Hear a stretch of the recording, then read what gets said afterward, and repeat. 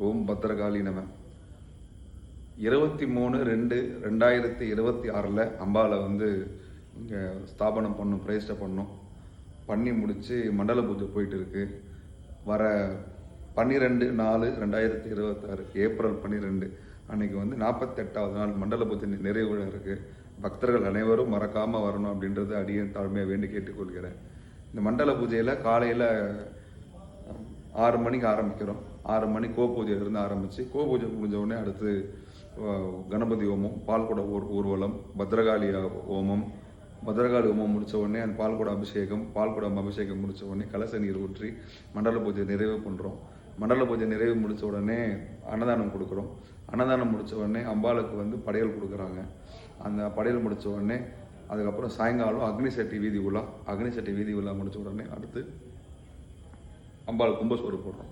கும்பசோறு போட்டு அம்பாளுக்கு வந்து இந்த படையல் படைக்கிறோம். இதுதான் வந்து ஏப்ரல் 12 அன்னைக்கு நடக்க போகிற நிகழ்வு.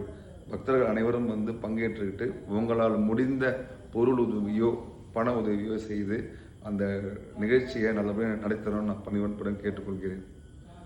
இதில்